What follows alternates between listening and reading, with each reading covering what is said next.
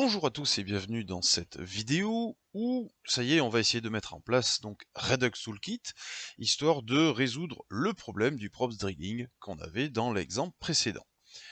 Alors ici, pas forcément de code, c'est une petite vidéo histoire de bien comprendre, comment ça se met en place, tout du moins les grands objets de Redux Toolkit. Vous n'allez pas oublier qu'en fait, sous Redux Toolkit, c'est bien Redux qui tourne. Donc c'est bien une surcouche, une couche d'abstraction qui nous permet de moins galérer, de moins batailler à mettre en place. Petit rappel, ce qu'on avait vu, c'est que pour que l'app et l'enfant puissent communiquer, il fallait traverser parent et avoir donc une pollution entre guillemets des propriétés du parent.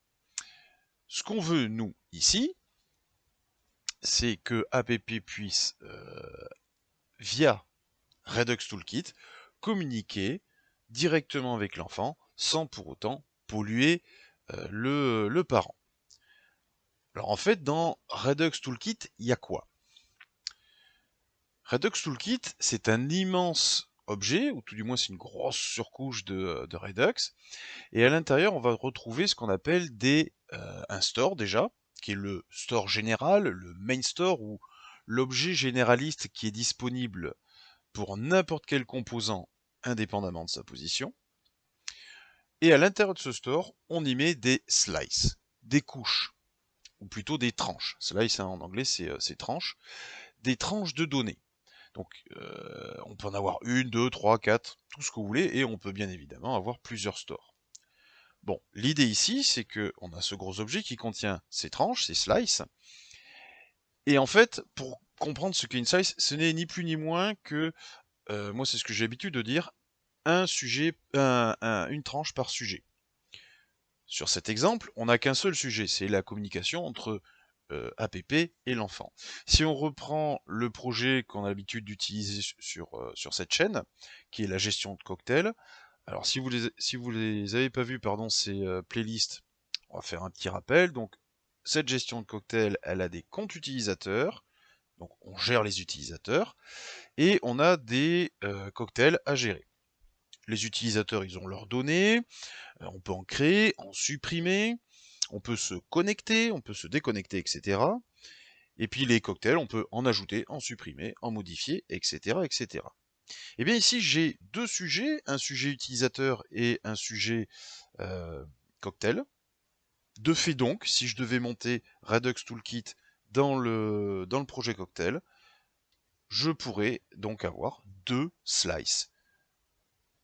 Une slice user avec toutes les actions qui concernent les utilisateurs, les données, les states, etc. Tout ce qui concerne les utilisateurs et que je suis susceptible d'utiliser un peu partout dans mon application, parce que c'est ça quand même le sujet, et une slice cocktail où je pourrais ranger tout ce qu'il y a, tout ce dont j'ai besoin à travers mes différents composants concernant les cocktails. Donc une slice, une tranche, on peut comprendre ça comme un sujet, tout simplement. Et donc ici, rien ne change. On va avoir nos deux applicatifs qui vont simplement communiquer. Alors, maintenant, dans une slice, il y a quoi? Dans cette tranche, il y a quoi? Eh bien, dans cette tranche, alors hop, il y a un petit, ouais, j'ai un petit souci, paf, pif, paf, pouf, on remet les flèches, on va terminer. C'est pas grave. Dans une slice, on y retrouve trois grands principes. Déjà, cette slice, elle a un nom. Cette tranche, elle a un nom. Un, pour qu'on puisse s'y retrouver, puis deux, pour que Redux Toolkit s'y retrouve. Lui, il faut qu'il sache comment les appeler si on veut les utiliser. Donc, cette slice a un nom, elle a un state, au même titre qu'un composant a un state, le useState. Eh bien, on ne va plus les mettre dans app enfant, on va le mettre dans la slice qu'on désire utiliser. Et puis évidemment, il y a des actions, ça peut être des modifications, des ajouts, des suppressions, ou simplement envoyer un message, comme c'est notre sujet ici. Si on devait taper ça dans les cocktails, eh bien j'aurai la slice cocktail, avec un état vide, puisque de base, quand j'arrive sur l'applicatif, il n'y a rien, il faut que j'aille le récupérer de ma base de données. Et dans les actions, on y retrouverait donc l'ajout, la modification, et la mise à jour, pardon, et la suppression. Petit terme bien précis, jusque-là je vous ai dit action, c'est-à-dire toutes les fonctions qu'on va utiliser pour. En fait, on appelle ça des réduceurs ou des réducteurs. Ça, c'est un principe de Redux Toolkit, dans le sens où lui, il travaille d'entrée de jeu sur une copie du state.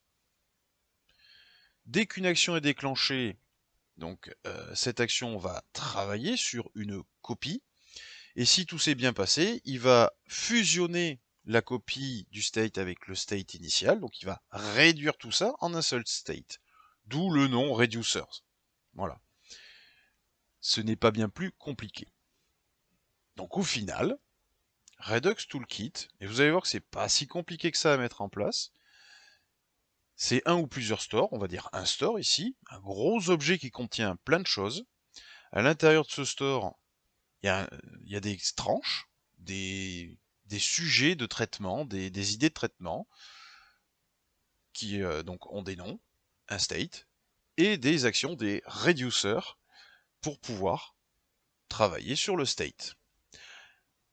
Cela dit, évidemment, ça ne suffit pas, puisque un composant ne peut pas travailler directement comme ça avec un objet extérieur, puisque je vous rappelle que Redux Toolkit, c'est pas un objet React au sens strict du terme, c'est quelque chose que vous pouvez tout à fait utiliser dans d'autres frameworks. Ça ne pose aucun problème. Donc, n'étant pas monté nativement, il y a un dernier point qu'on abordera, c'est le provider, où en fait, certes, on va monter notre Redux Toolkit, tout du moins une slice dans un store, et ce store, on va le fournir à notre applicatif, et on va voir comment, afin que tous les composants puissent utiliser notre store, donc puissent utiliser les objets qu'on a mis en place dans Redux Toolkit.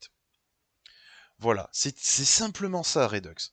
C'est un gros objet dans un coin qui gère un store. Dans ce store, on y trouve des slices, des sujets qui traitent de quelque chose de bien précis. Ici un message, dans Cocktail il y en aurait deux, user et les cocktails, qui ont des données dans les states et sur lesquels on peut travailler avec des reducers, qui sont nos actions. Le tout fourni à notre applicatif. Et c'est tout. Prochaine vidéo, on va mettre en place Redux Toolkit.